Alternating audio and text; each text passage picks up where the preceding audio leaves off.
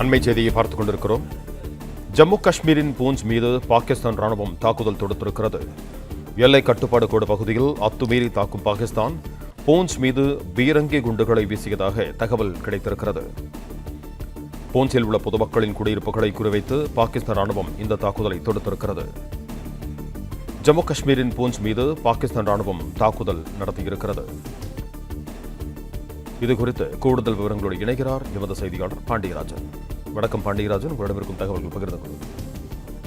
India Pakistan இடையேயான எல்லை பங்கீடு என்பது கிட்டத்தட்ட 3324 கிலோமீட்டராக வரையறுக்கப்பட்டிருக்கிறது. இது தரை வழியாக மற்றும் காடுகள், மலைகள் உள்ளிட்டவற்றினாக அந்த இடைவெளிகளுடைய அந்த எல்லை கோடுகள் பங்கிடப்பட்டிருக்கிறது. அதில் கிட்டத்தட்ட 730 கிலோமீட்டருக்கு மேல் எல்ஓசி என்று சொல்லப்படுகிறது, லைன் ஆஃப் கண்ட்ரோல். அதாவது இரண்டு நாடுகளும் இது எங்களுடைய பகுதி ஆளுக்கு ஒரு எல்லைக்கோடை வகுத்து அந்த பகுதிகளில் அவர்களுடைய ஆளுமைகள் இருக்கிறது.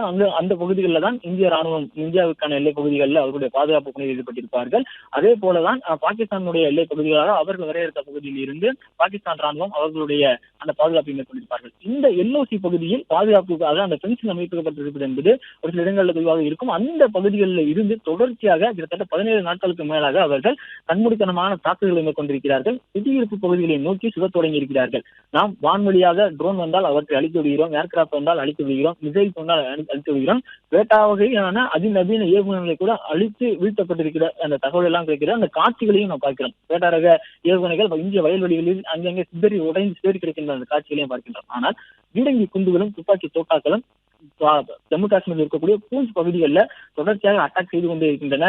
அவர்கள் கண்மூடித்தனமான தாக்குதல்களை மேற்கொள்கிறார்கள். அதாவது இலக்குகளே கிடையாது, இந்த குடியிருப்பு பகுதியில் இருக்கிறது என்று தெரிந்தால் அவர்களுடைய எல்லைப் பகுதியில் இருந்து தொடர்ச்சியாக அத்துமீறி அந்த தாக்குதல்களை நடத்தி கொண்டிருக்கிறார்கள். இந்த லைன் ஆஃப் கண்ட்ரோல் பகுதியில் இருந்து அவர்களுடைய தாக்குதலை முறியடிக்கக்கூடிய பணியாக இன்று காலை ஒரு காட்சியை பார்த்திருந்தோம். அதாவது ட்ரோன்களை ஜம்மு காஷ்மீர் நோக்கி அனுப்பக்கூடிய ஒரு ராணுவ மையத்தை கண்டுபிடித்து அதை அளித்திருப்பதாக ஒரு தகவல் கிடைத்தது.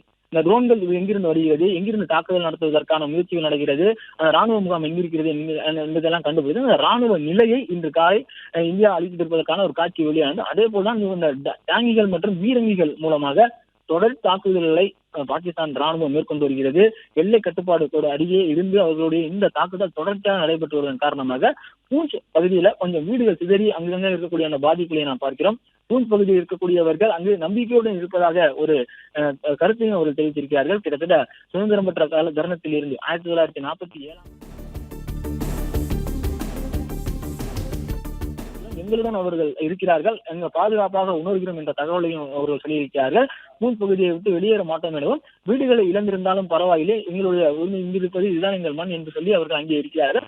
உடைந்து சிதறி கிடைக்கின்ற அந்த வீடுகளின் காட்சிகளை தான் பார்த்திருக்கிறோம். இவையெல்லாம் குறிவைத்து தாக்கப்பட்டவை கிடையாது. இதெல்லாம் வான்வழி தாக்குதலாலோ ட்ரோன்களாலோ செயல்பட்டவை கிடையாது. பீரங்கி குண்டுகளால் நிகழ்த்தப்பட்ட தாக்குதல்கள் இவை. பிளே ஸ்டோர் மற்றும் ஆப் ஸ்டோரில் இருந்து பாலிமர் செயலியை QR கோடு மூலம் பதிவிறக்கம் செய்யுங்கள். செய்திகளை உடனுக்குடன் பெறுங்கள்.